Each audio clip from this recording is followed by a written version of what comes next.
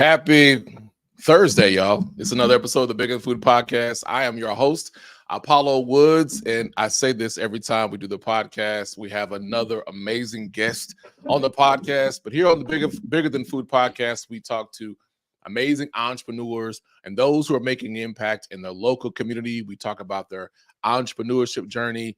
We talk about personal stories so that way you can connect with them and understand how they have been able to be successful and thrive in their business, in their personal journey. So today we have another amazing host. I'm gonna give you a background before I even brought her on. She wasn't expecting for me to tell this story, but I attended the Traffic Sales and Profit Conference in Atlanta. That was last January, and went across a mutual connection. Kim O'Neill, she saw me in the hallway of the conference. She's like, "Hey, what you doing? You got to connect with my girl out in Dallas." I was like, "Cool." So we started, we got connected on social, got a chance to hear her story of how she was able to use natural juices to have a better health outcome for herself and how it's grown to now she started her own business. So I'm going to bring on Miss Chantel Bigby from all the way from Dallas Metro. I'm gonna say Dallas Metro DFW area out there. Welcome to the Bigger Than Food Podcast. Thank you for having me. I'm excited. No problem. I probably didn't do your story justice. So let's if you would just start off with introducing yourself and letting people know who you are, and then let them know what you do. I kind of did that in reverse as I described, but I want people to know who you are. Then we'll dig into more about what it is that you do.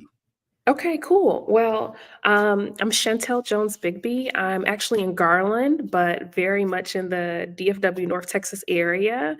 Who I am, I'm a woman of many hats, okay? I am a Jill of all trades, but I ground myself in true pride of being a life partner, a wife. I am a mother of two small kids, Addison and Aubrey. Shout out to them. I am a advocate for wellness and well-being and using food as medicine. I'm also what I coined as a joypreneur. So I love creating work and businesses that bring me joy and also serve our community well. And I'm also a educator and practitioner of advancing racial equity and outcomes for Black communities. So that's a little bit about who I am. See, you did that a lot better than I could ever do that. So I appreciate you giving that insight. And I like to start off with helping people understand, even for myself, where are you from? Where are you from, and what were your childhood experiences? What are some good childhood experiences that you recall? Oh, okay, so first off, I'm from the D, so I gotta give that disclaimer because I'm in Dallas, but everybody said the D is Dallas, and no, honey, the D is Detroit, all right? The D is Detroit. What up, though? So I'm a Michigander, but I have since called Dallas home since the last 15 years or so. And as far as childhood experiences, I had a great childhood. I mean, middle-class family, just very free, very liberating, loving parents. I'm the oldest. I have two brothers and a sister. And I was just allowed just to be myself, right? Definitely a good student, but so curious and inquisitive. I always even had an interest of people who did business, and seeing them with a suitcase. I'm like, what is that? I want to do that one day. But still very much just like exploratory and all the things. I was a book nerd, loved watching my grandparents who were, uncredentialed entrepreneurs, from selling collard greens out the garden to baking sweet potato pies and selling them to even sitting out food for the raccoons because the squirrels got to eat too, right? That my grandfather used to do. Now, how you painted Detroit and Yeah. it's not probably how people think about Detroit. And I'm glad you talked about your childhood experiences and living in Detroit because people have this idea, especially look at movies. When we think about Detroit, we think about Detroit Lions, of course, Oklahoma, the State Universities, Barry Sanders. Think about that. Yeah. Think about entrepreneurial men in their very creative ways to make money with gold chains and on the street and TV shows. Very And I creative did that in a ways. way where I wasn't trying to be like, you know, I wasn't trying it that way, that way. But how you describe Detroit is not how people think about it. Well, not how people see Detroit on TV. So when Sure. you describe it that way and you hear someone talk about Detroit in a different way, does that evoke like a response of I gotta defend my city and tell you this is how beautiful my experience was? Yeah, absolutely. Um, because it's also about the culture of the people in the city of Detroit and even surrounding areas, right? And so for me, it is very much of a get it out the mud. Um, you've got to be deeply passionate. So even those people that you referred to, it is a hustle grind mentality, and that's what I think makes so much of us different. But it's also a level of connectivity and genuineness and community. So absolutely, I'm a defend it every time. And you definitely should. I mean, you should always defend like where you're from because the Yeah, experience that you have growing up, they really shape. And what I've experienced in life is when I look at my adult life now, there's this direct connection back to childhood and growing up in yeah, my environment. Those things come back full circle because growing up, you were probably trying to fight everything that your parents wanted you to do, or the lesson they tried to teach you, but then it comes back full yeah. circle. So you mentioned that you're an educator. Yes. So what do are you like in what field of education are you? Are you teaching at different grade levels? So what does you do in education? Yeah, so a couple things. So for one, the first part is I'm also in higher education. Okay. And then I also do a lot of micro schooling development here in the Dallas area. And so I also educate my children through learning pods. So those are a couple of different ways that I consider myself an educator. So what is it about what drew you to education? Because this the education and teaching has taken a big hit over the years. I used to work in higher education. I'm at Hmm. the University of Houston in student affairs. So I mean I saw some great things, had some great experiences, but it seems now in the last few years with defunding, not enough funding, Sure. student populations is different. What is it that drew you to want to work in higher education? Well, it kind of, if I can go back to childhood, I Yeah. remember being the kid who just loved to play school for some reason. Like our toy room, when we moved into this home, there was a chalkboard on the wall, and I could stay in there all day. And so I didn't know that that's what a teacher was at that point, because I was only like 4 or 5. But as I grew older, I just naturally loved learning. But then I learned that if I wanted to be a teacher, I was gonna be broke. That's that's what everyone told me, like, "You might wanna pick something else because teachers don't make no money." And so I immediately just canceled that out because 'cause I'm like, "I do not wanna be broke." And one thing about, even just being in the city and seeing people create something from nothing and always having to hustle, I knew that that was a part that I wanted of just that hustle mentality, but I didn't want the lack, right? I don't wanna have to worry about the stress of finances. And so I canceled that and transitioned more to thinking about business. But um, I think it was just my natural curiosity for learning. And also, my father was in law enforcement growing up, retired police officer. And even when going on ride alongs with him, he always connected me to pieces in the community that I didn't want to do. Right. He's like, this is why you got to make sure you go and get your education because you don't want this. You don't want to have to live like that. And so that was just like deeply embedded into my consciousness of just the power of education to change the trajectory of someone's life. And it personally did that for me. That's interesting. um, that you had, your father just giving you this. I remember my first ride along experience in Oklahoma City, and I gotta see when you're sitting in the police car for the right things, you're sitting in the Right. police car for the right Front seat, things. front seat. And what was funny is we were riding through the neighborhood, and I could see them see us trying to put our seatbelt on. We Mm, think they were hiding, and they don't see us putting the seatbelt on. And I'm like, right. "That's what we look like? Yeah, that's what we look like, trying to hear put a seatbelt on." They see you. It's up to them if they wanna All pull of you over it. because you didn't have a seatbelt on. But also Right. seeing all of what they would do in that short period of time, Yeah. from counseling or intervening to even the process of going through deciding if there's going to be an arrest involved, and that whole process gave me a newfound respect for them. But I liked how your father was giving you examples of this. I want to show you these things that I see, and with the hopes of it inspires you to choose something else. Right. And when you look back, can you see how those moments of that and those intentional experiences help you decide or choose what you wanted to be as you grew up or left high school? Yeah, I mean, I didn't necessarily know specifically, but I knew I wanted to do business. Mhm. And luckily, I mean, I just had supportive parents to where anything that I was curious about, they found an outlet for me to try it, right? So at one point, I wanted to be a lawyer. And then I realized, it wasn't like TV because I was in a program. Right. And I'm like, I just want to Yeah, do the fun stuff of the court, not sit here reading these dense books right. for 3 hours.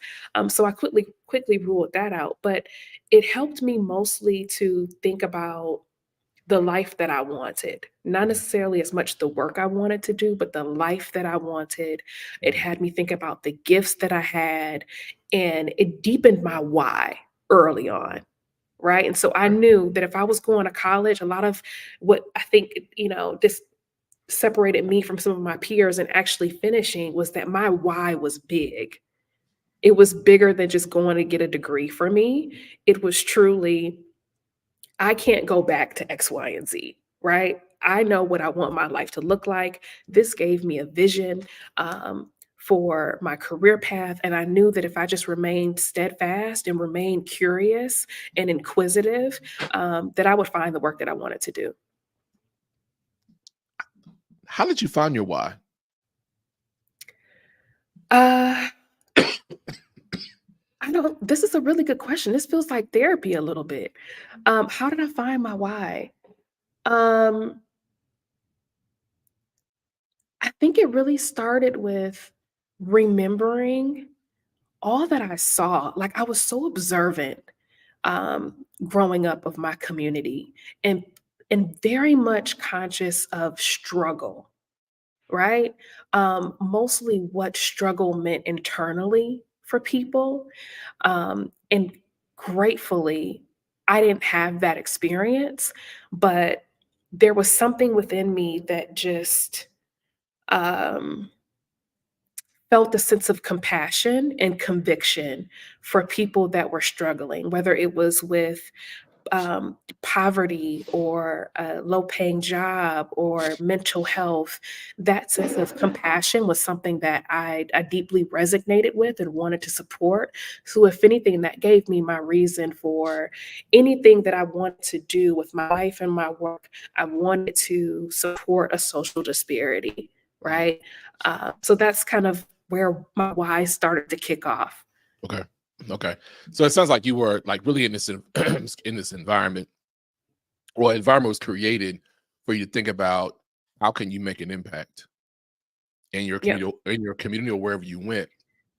So when you um what year did you relocate to Dallas? 2008. Okay, so 2008.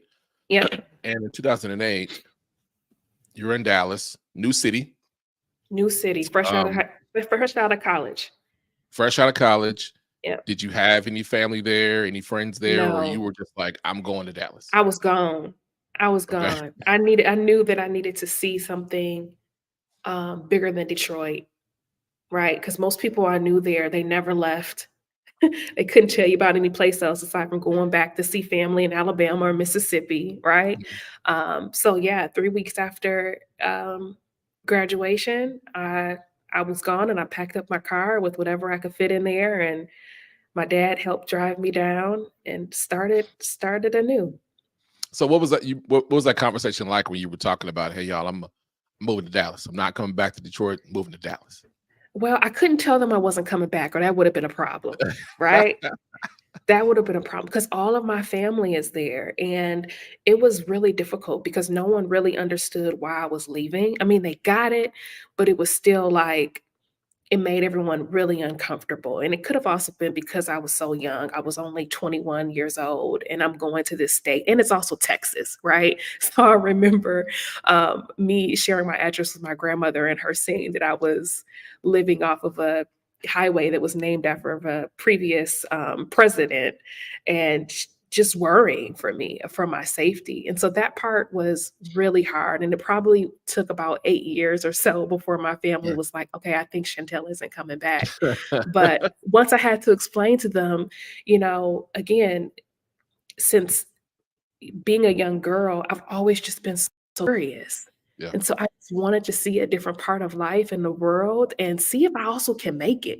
I knew Yep. I could always go back home, but I didn't wanna stay in regret of not knowing what would happen if I just tried it. I had nothing Yeah. to lose.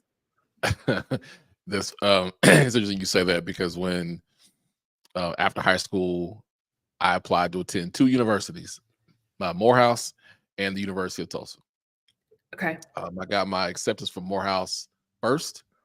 Shortly after that, I got mine from TU, and I remember telling my mom, she wasn't too happy about that, and I think it was from a Yeah, place of just going so far and not being able to to see your kids because you're moving right. so far away. And I think I had visited Atlanta. No, I had not. The reason why I wanted to attend Morehouse because I was watching, the Cosby Show and the Different World, and then so when I decided that I was going to move to Houston, I told my mom 3 weeks before it was time to move back into the dorms, and Ooh. no real plan to get to Houston, but it was in a similar way because I felt that if I was telling people I was moving further, then it's not that they didn't want me to. It's just that just as family, it's like, hey, you're gonna be far away. How are we gonna help you? That kind of thing. But it was the best Mhm. decision I made just overall in my life. So when you think back about that one decision that you wanted to learn and discover for yourself, Yeah. but were you afraid? Like, I know it sounds like you were kind of considering them and their thoughts, but were you afraid or anxious or nervous about that move to a city that you didn't have any family or friends in? Yeah, I was, but it didn't hit me until my you don't have me cry, Lord. I took my dad to the airport to leave me, and he looked back at me and said, "Are you sure you're gonna be alright?" And that's when it hit me. I was like, "Oh, shoot. I'm really about to be here by myself. Like, I'm in a whole 'nother state. My daddy can't get to me." So yes, I was very afraid, but it didn't hit me until actually being here alone, that I really started to get a little nervous. Okay. But I still knew I was So gonna be alright. yeah. And look, here you are years later and you're doing well. You're doing well. Yeah, So yeah. if you're a person that's new to a city, so how did you start to adjust to being in a new city? People do get excited about moving to somewhere new and have this idea of how they start fresh, and then you start to get you have to get acclimated or understand the environment, the culture, the people, and whatever you have going on in somewhere Yeah. new.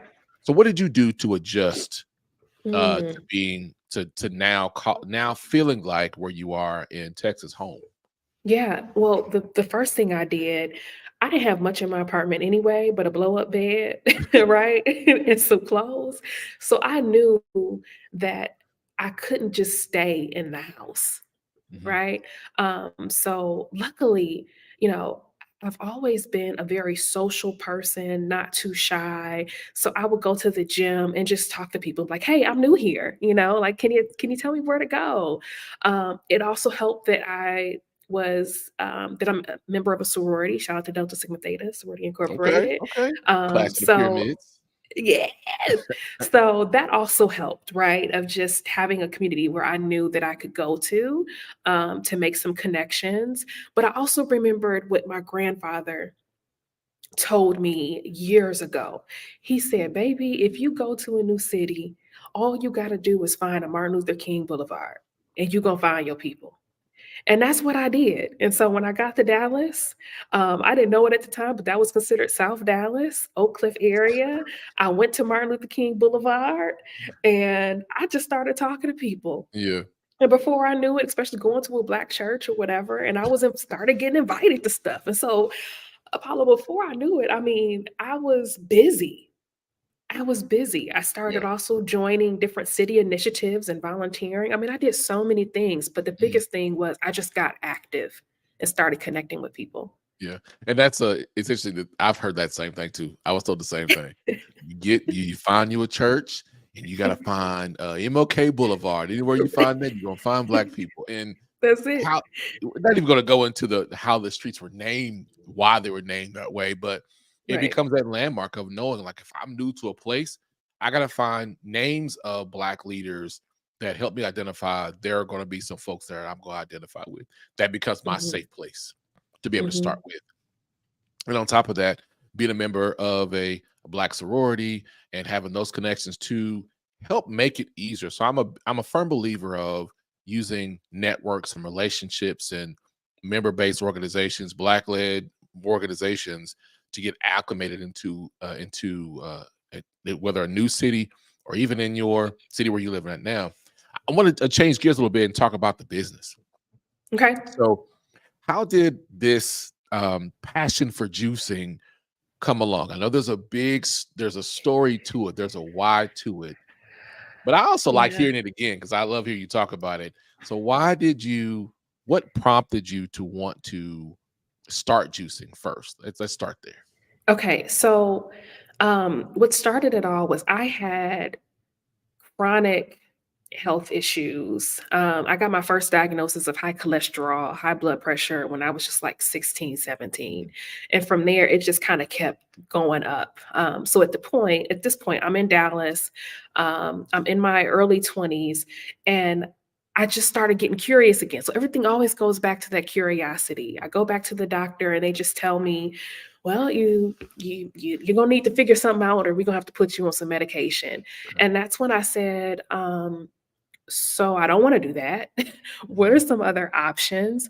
But most importantly, I got really inquisitive of why why do I have this? Why Right. do I have the fibroids? Why do I have the high cholesterol? Like, what is causing this? What is causing hypertension? What does that mean? And somehow I truly believe that, when you ask questions, the universe will give you answers and give you breadcrumbs to finding your way. And somehow, I think it was on TV at the time, but I heard about a documentary and it was called Fat, Sick, and Nearly Dead. I don't know if you remember that. But in this documentary, Joe Cross, who's also on Instagram, but he was talking about um, juicing and how using it as an experiment to reverse chronic issues.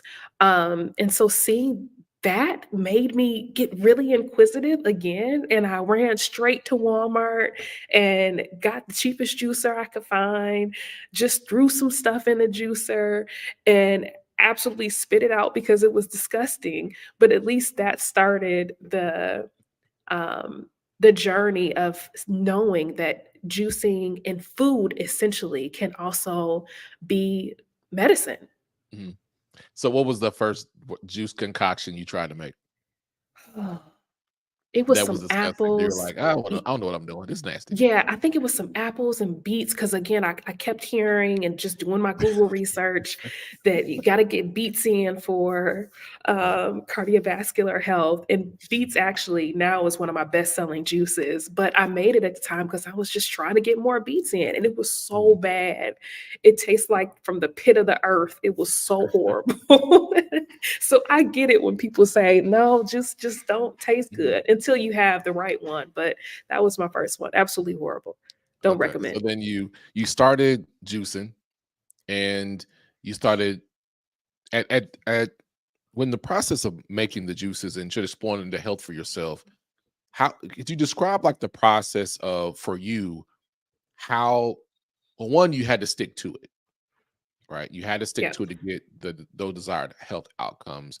But at what point did you start to realize that juicing is my body is changing how I'm responding to it, and it started to work for me?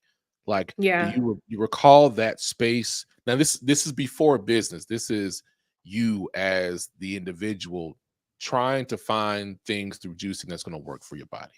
Yeah. Well, let me tell you this. This has truly been a journey, right? And so over a span of 5 or 6 years, I would start juicing and I would stop. I would start it and I would stop. And I would still just feel really defeated because it didn't taste good. I couldn't seem to find my momentum.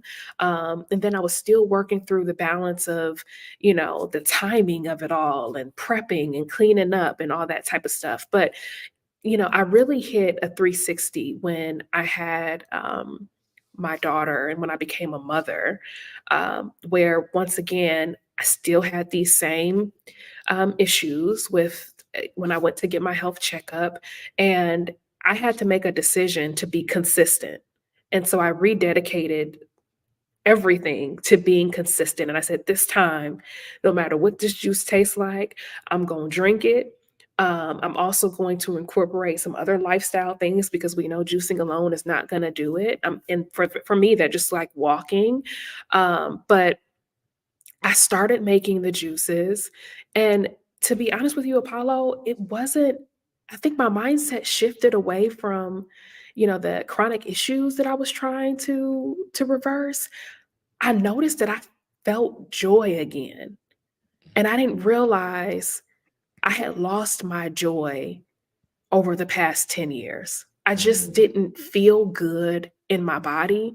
My self-talk was horrible. I didn't have just the essence of who I knew myself to be was gone. But once I started getting consistent and actually, of course, finding juices that I mm, loved and it became my wellness practice, mm. um, that felt good. So it was the feeling of it. And then, of Yeah. course, seeing physically, weight coming off, but going back to the doctor and seeing that my cholesterol was good. I was no longer in the pre-diabetic range. Mm, My blood pressure was amazing. yeah. Right. I used to have to be hospitalized because of my blood pressure. And now it Wow. was just like it had never existed.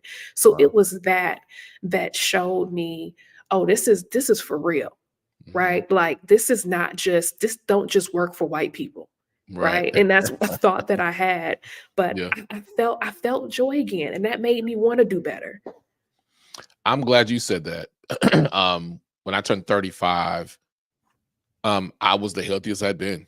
Um, I was the weight that I wanted to be. I was like 11% body fat. I was the gym. I was all these things, and then excuse me, and then went to the dentist and it said I had high blood pressure.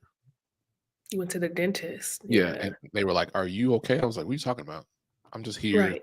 to get some." She's like, "No, your blood pressure was like it was like 180s over something," Yeah. and I didn't.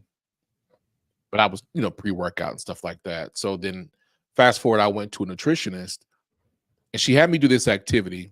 And so when you talked about feeling again, she had me write down, she said, I want you to write down when you are, because I was touting back and forth, although I was, the most fit I'd ever been as an adult. And she said, write down how you feel when you are on track, when you are consistent, and write down how you feel when you're not. And Mm. I was like, why am I doing this? And she said, so look at the difference in how you feel and how you think about yourself. Mhm. And she said, when you start feeling like this, then you start feeling, light in your feet, and you have clarity and you have energy and you're happy and all these things. Remember that feeling and pursue that feeling, because that's going to give you the driving force to keep going. Because Yeah.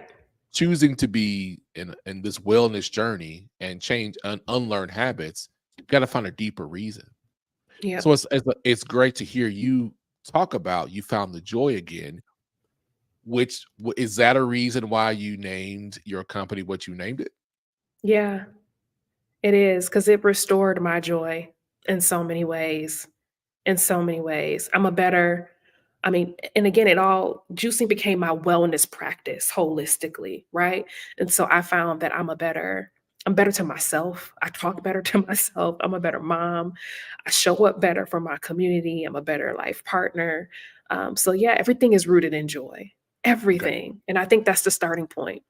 So when you said so when you started juicing, then how did your practice of juicing and being a better person for you make you think, I might be able to turn this into a business? I didn't. It was an accidental thing, and it was really my husband. So, he was my ultimate test taker. He's a Louisiana man, straight meat and carbs.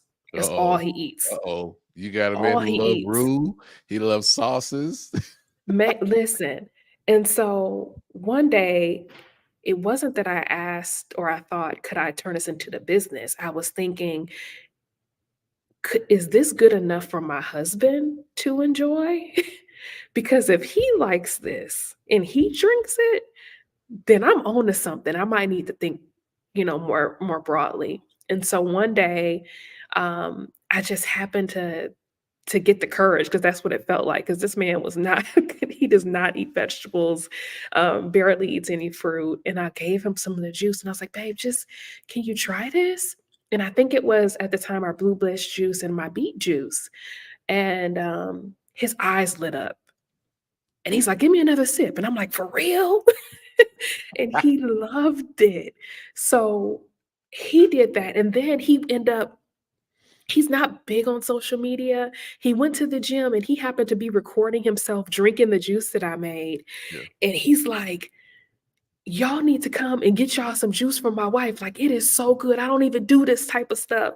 And before I knew it, people started calling him saying, "Well, can I try it?" And I was like, "Okay." So I did it again. Like, all right, well, if this person like it, I might be on to something. And before I knew it, I became the joy dealer. That's not what people thought I was doing out of my house in my neighborhood, but that's how it kicked off. So is it safe to say you stumbled on this business? Yeah. I tell people all the time this was an accidental thing. I was just trying to feel better for myself. I was not, and I'm an entrepreneur at heart. So I'm always thinking of business ideas. I'm Mhm. always doing different things, but I never thought about having a juicing business. It's just never, this was just for me. Yeah. It was just for me. So was it really an accident?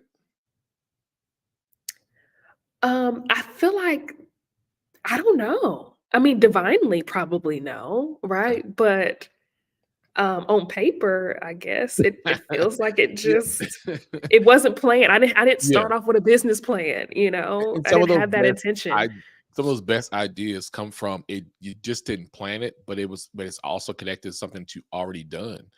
Yeah. It's hilarious that that most unlikely circumstance and the most unlikely person that you would think like juice, your husband in the gym, y'all come get some of this juice. The next thing you Right. know, it sparks something, right? Exactly.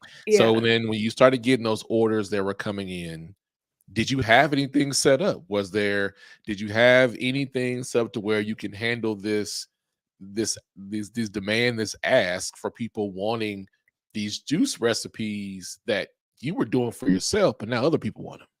Yeah. No, I didn't have much. I just had the juicer that I bought, and Now that one was from it. Walmart? I actually ended up getting Another one, You upgraded. for my birthday. For my birthday. This was just for me, though. It was not for anybody else. I was just like, "I just want another one because this one is Mhm. 8 years old. Let me make a bigger investment." So that's really all I had, and then before I knew it, that wasn't enough. It was taking me too long because this is just a residential thing, and so I used the money that people were giving me to give them some juice, and it was a low price point, but I bought another small Yeah. juicer, and even it got to a point where that wasn't enough. So Mhm. then I really had to sit down and start thinking about, okay, what am I doing here? What do I want to do? Mhm. Because this is also a point too where Paulo, it's not a good look, right? Like I'm going from Amazon boxes of bottles to big wholesale company boxes shipping stuff to my front door. And so, of course, I'm also thinking, I don't want nobody thinking I'm doing something else out of here, but also I knew legally that I couldn't continue to operate that way. And so that's where I needed to start taking the steps to scale and get into a commercial kitchen and learning about, okay, so I need a food handlers, I need a Yep. food managers, I need to get my food manufacturing license. So, Mhm. yeah, that's how it started. So did you have people along the way, like mentors or people that you can reach out to ask them, like, how do I do this? This was unintentional. It's starting to take off. I'm seeing benefits. People like it. Did you Yeah. have someone to talk to and guide in that process? Not for the first year, but I did happen to run into a chef at the kitchen that I use, Mhm. and he saw me in there with a team of 3 people busting our butts. And I kept noticing him walking by and finding a reason to, Yeah. like, see if he could come in, and he ended up pulling me aside and was like, he's a black guy, shout out to Chef Fabian, and he's like, "Listen, I normally I'm a busy man." I mean, he has a busy catering business, Mhm. and he's like, "I normally don't give people advice because people just don't receive advice Right. well these days." Yep. And I said, "No, tell me, like, what you got to say?" And he said, "I see you struggling, but I'm telling you right now, your current process and how you're doing this, you're going to burn out." And I said, "Yep, I am burning out. I'm ready to just stop at this point." And he gave me his card and said, "I'll have some consulting sessions with you to talk you through it." And he's the one that told me, like, "Okay, so if you're going to do this as a true business, this is what you're going to need. You're going to need some commercial equipment. Um, and these are the steps you're going to have to take, or else you're just not going to be in business long." And so I took heed to everything that he said, and got to work from there. Before he stepped in and gave you that advice, were you already feeling this sense of, I don't know if I can do this? Yeah, I was. Okay. Because at this point, I was feeling the burnout. I just didn't know what the other option was. Okay. I knew that, we weren't at the point of having a juicery, and I wasn't even sure what I wanted yet, Apollo, Mhm. Yeah. Um, and I wasn't sure what the next step was when you're in that in between stage. Right. Nor did I have capital, Mm. right? And so for me, I'm a little risk adverse, because I have a family to support, and so that Mhm. just makes everything so different of thinking, am I gonna put my money into this? Like, how do I actually scale and grow without Yeah. feeling like I might take away from my family? And will I stick to it? All the questions started coming up in my Mhm. mind. So as that's happening, are you still feeling joy about your own process for you? I Was was, that a but battle for you? I'm gonna be honest with you. At some point, I noticed that my I wasn't conscious of this happening, but my joy slowly started to leave. And I think it was primarily because I got so busy trying to support other people in their wellness journey that I no longer had the time to focus on mine. Right? So instead of that first hour in the morning being dedicated to me making my juice and me taking my time, it was me starting off my day trying to make 50 juices for somebody, you know? And so it was at that point where I was like, dang, I'm not feeling the joy in this anymore. So what exactly do I do? And I took a break. I Mm. told people, I was like, I gotta figure out how to do this well. Like, I don't have a good process to manage all this stuff. I'm still a busy mom, small babies. I'm even breastfeeding, you know what I'm saying? I'm doing so many different things. I'm working. And I told people I just need to take a pause. I might need to do this seasonally. I'll let you know. Let me figure out a good process. And then once I did that, it helped me to figure out some balance to now also have a practice that served me well with juicing, but separating that also and being able to support other people. But I lost it. Yeah. I mean, burnout is a real thing. It's a real thing. And some people respond to burnout or losing that desire to keep their ambition going to either pivoting, still trying to push it through. But I think the lesson what you just shared for many people is it's okay to take a step back and assess. Like, so how do I make this better? Yeah. Because if you're not good to yourself, then you're not going to be around long enough to actually do the thing that you were intending to help other people. So I Exactly. would like for you to give a bit more detail or more as much you'd like to share on when you took that moment to reflect on what were you doing? What was your process to assess how do I give the balance of being true to myself and take care of me, but also have a better business operation so I can have a business that works so I'm not burnt out? What was that process like for you for those who are listening? Um, well, keep in mind too, like, I think what led to my burnout also was everything happened so fast. Mhm. And this was different than any of the other businesses that I had, where I had to figure out the marketing plan to Mhm. get someone to buy. Like, I didn't have to do that this time. Even today, over 95% of our business is referrals, right? So I haven't Wow. even had to um position myself to advertise really, you know? But if anything, for me, it went back to regrounding of I was strong in my why for Chantel, but Okay. I didn't figure out the why for Joy Juice Culture yet, right? Mm.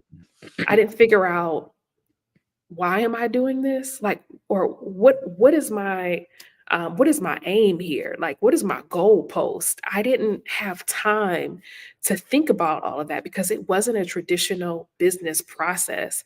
And so once I actually sat down and thought about that, of saying, you know, this gave me a renewed sense of joy for life, right? Because I'm really sold on when a person doesn't simply feel good in their heart, mind, body, and soul, you are not in a position to maximize your potential here on earth, especially if you don't feel joy in your life, right? And so I knew that if even just one juice, if that could give someone a restored sense of hope that, oh, wow, I actually can get a product or enjoy fruits and vegetables that I like, that I actually want to drink every day.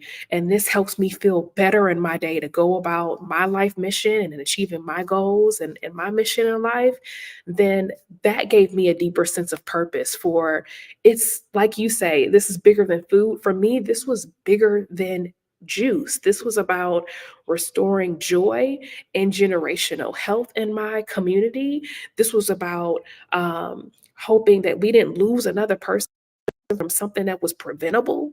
You know what I'm saying? So deepening that was good. And then I knew how to do the other stuff. I knew, okay, let me figure out the best days to juice or a good process. So at least I'm batch juicing instead of, waiting for to juice until an order came in and then I'm scrambling. So all the other things just kind of started to fall in place.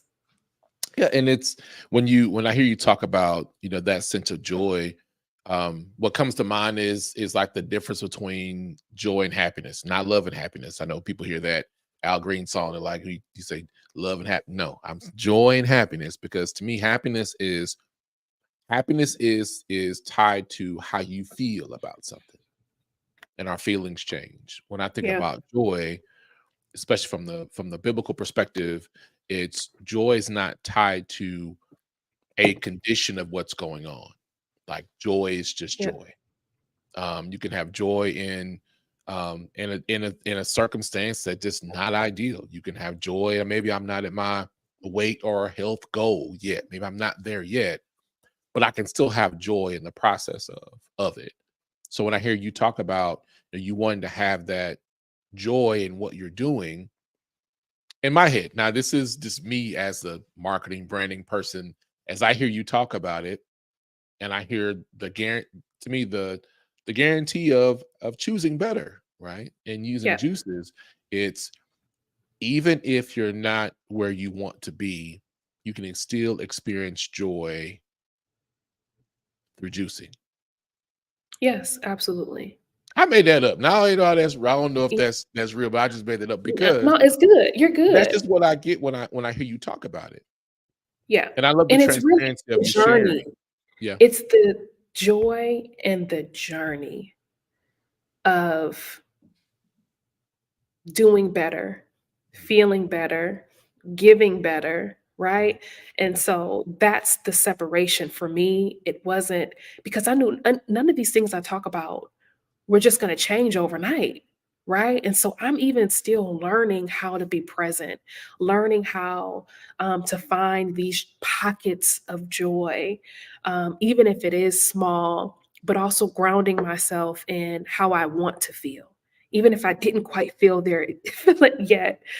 So it's the journey of it all. And juicing is just a small part of it because it gives you something to feel and taste. Right. Okay. Yeah. So now you come back. So now you've reassessed and you figured out how to make the business grow, get orders out or handle things. 95% of your business is referral based and people talking about their experience.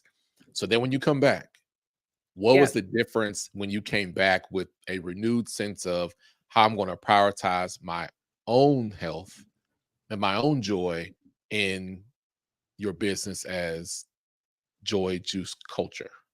Yeah. Um, God, I mean, to be honest, that's kind of where we are now, right? Is Okay. the bounce back. This is the come in the comeback. Okay. But I can tell you that my thinking was much different now. Mhm.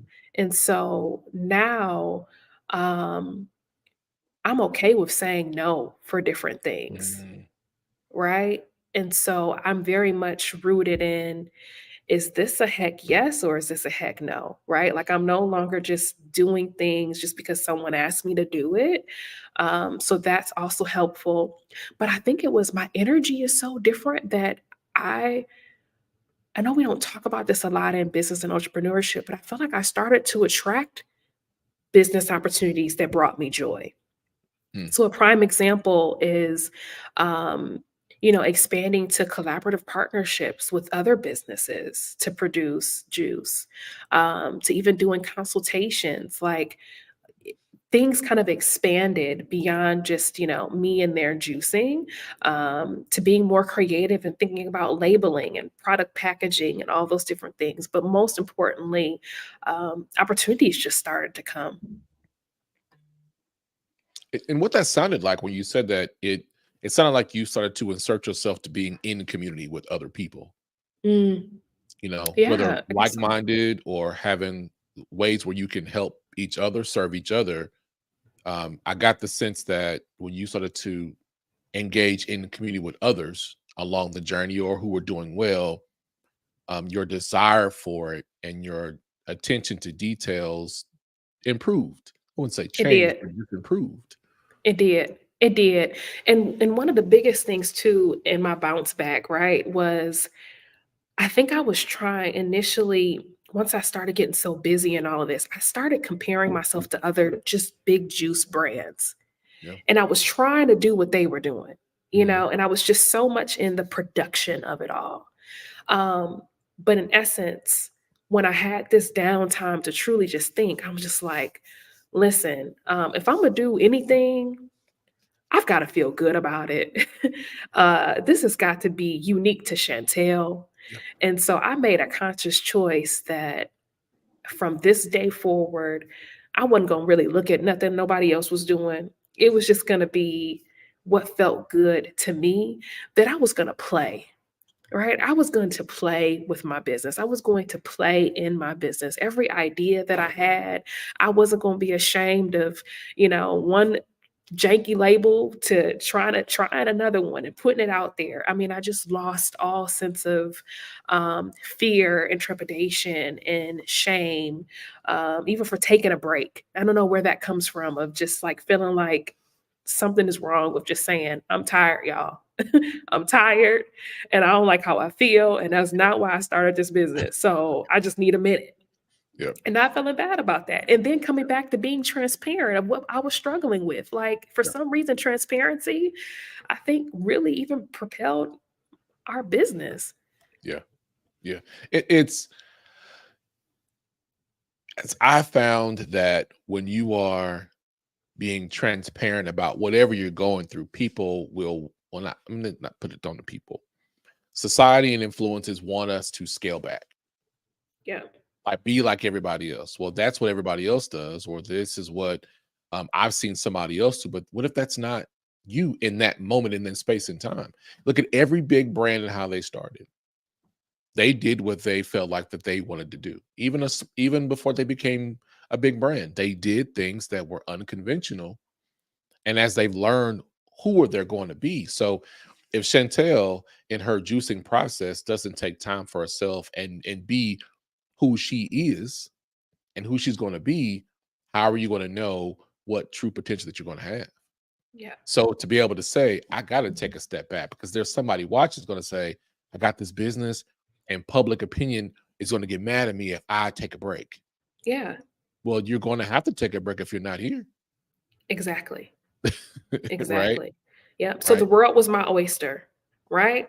I Mhm. knew, I kept hearing, I mean, all this special social media stuff where it tells you stay in your lane. Yeah. Innately, I'm not a stay in a one lane girl. Yeah. I'm again going back to childhood Chantel, and it helps so much going back to just who I am and who I was just growing up. But if I'm curious about something, I just change lanes. And prime example, I got really curious one day, especially just, staying in your zone of creativity. And I said, I want to have a juice boss workshop. And I want to, because I'm really passionate about youth workforce development and, of course, entrepreneurship. I want to host like a workshop where I'm teaching kids not just about juicing, but tying this into being an innovator, being, an entrepreneur, having entrepreneurial mindset.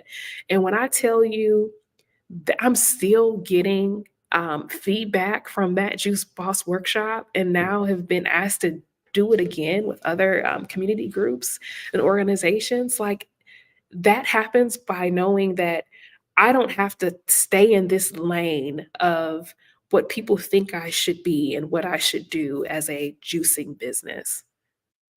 All right. I love that idea about the Juice Boss workshop. And I Okay, want to lean into that a little bit more.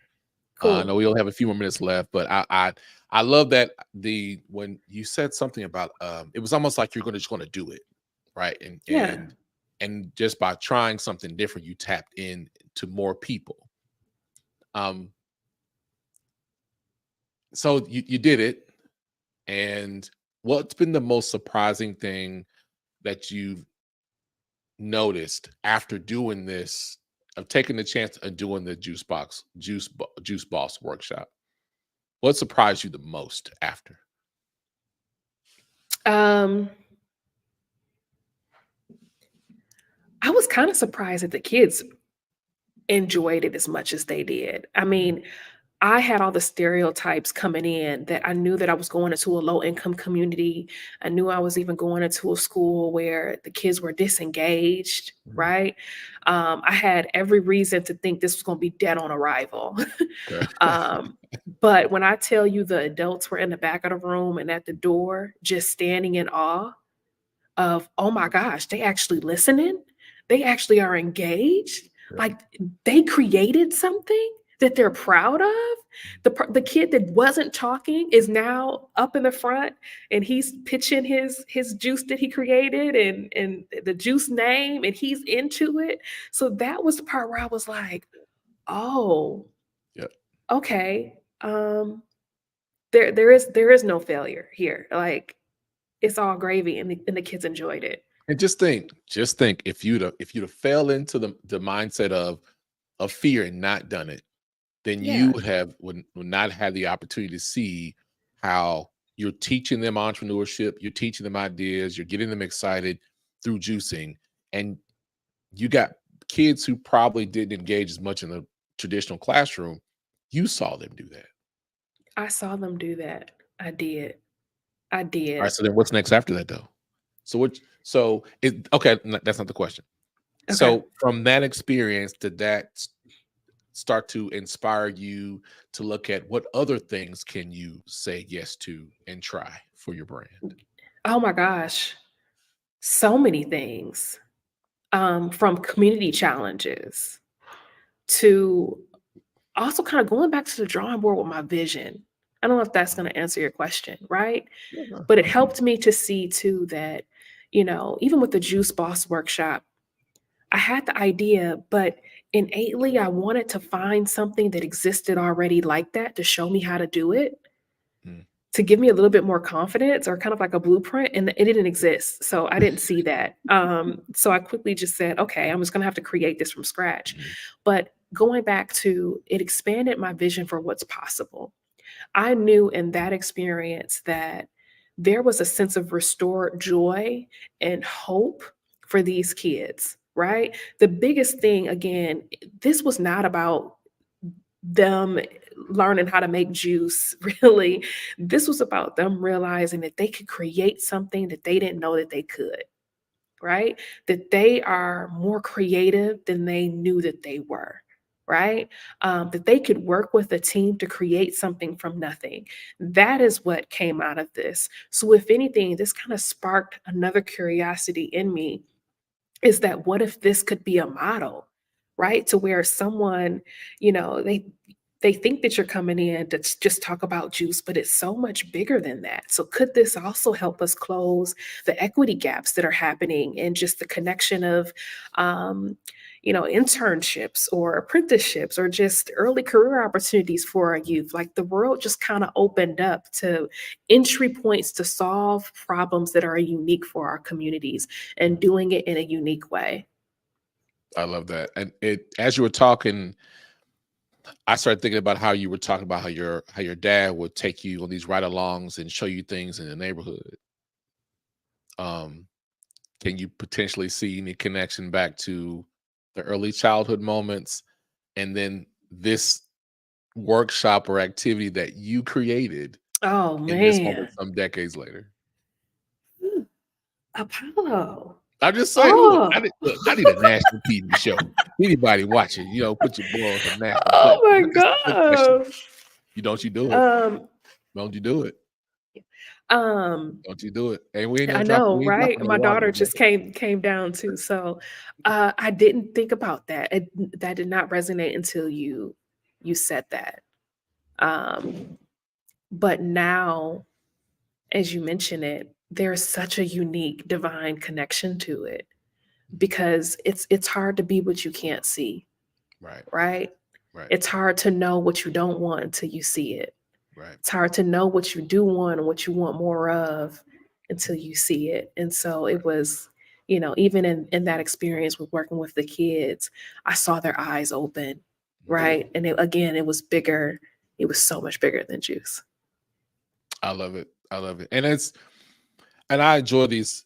So when you DM me earlier, like, there any questions? And I was like, no, because I learn things about other people in the process too. And there are many things that we connect with just by having a conversation. And what I continue to find when talking with, amazing entrepreneurs like yourself, is there are these connections back to early days in our life that Mhm. show up later that we sometimes don't necessarily see of any connection.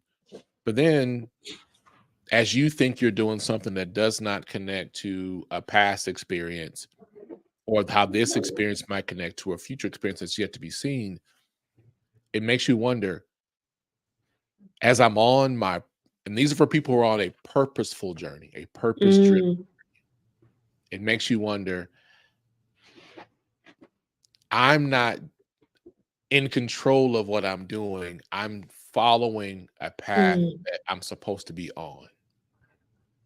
That's not always an easy one. The easy way sure. would be if you just take your juice business and you just partner with somebody else and white labeled it and put your pictures on something, and hey, just find a ways to make money. Yeah. But you're doing it for a greater reason, to make impact in that young boy, that young girl who learned how to pitch a business idea they'd never done before. Or Yeah. they've considered that, man, I like juice. Or you're a husband who's in the gym, Yep. who loves meat, and there's a New Orleans boy like loves meat, and he's bragging about drinking juice and drinking vegetables. Yeah. Those are impactful moments that your brand has made. And then you look back, rewind back. There's a connection to these previous experiences that have set me up to be in this moment right now. Mm,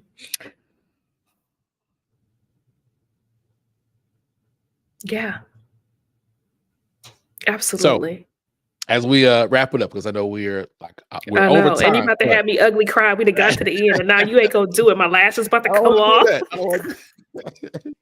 So as someone, Oh, they're exploring their entrepreneurship journey, and they are you, like they're you in this journey. We haven't quite made it. You're always got this place where you're learning something different.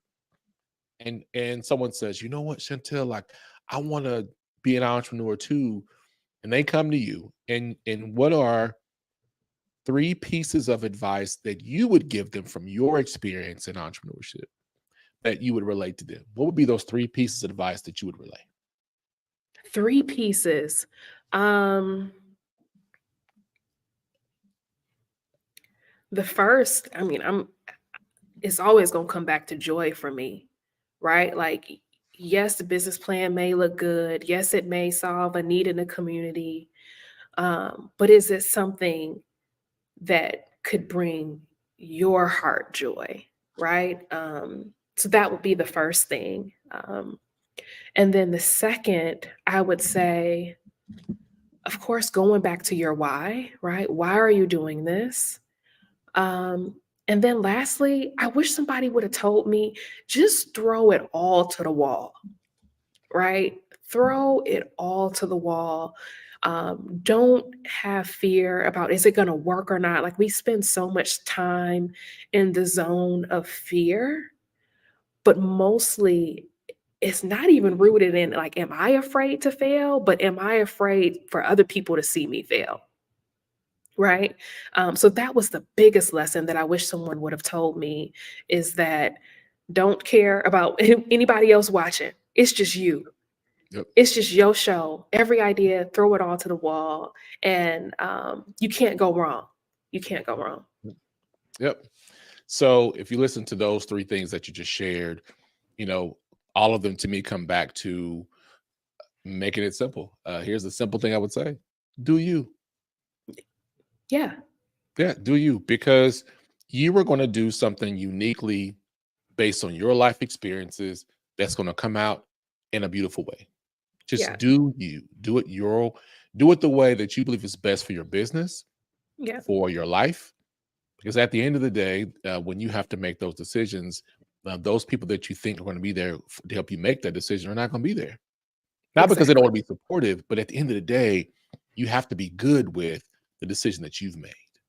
Right. Absolutely. You have to go with that. So I am Chantel, I appreciate you taking some time to share your story about Joy Juice culture. I love the transparency.